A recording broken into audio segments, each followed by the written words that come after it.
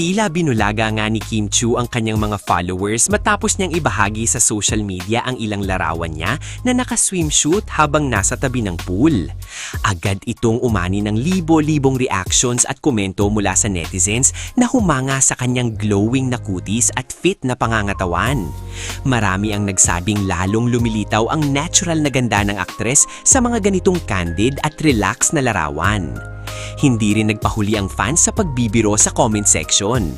Ayon sa ilan, siguradong mapapawaw daw si Paolo Avellino kapag nakita ang naturang post ni Kim.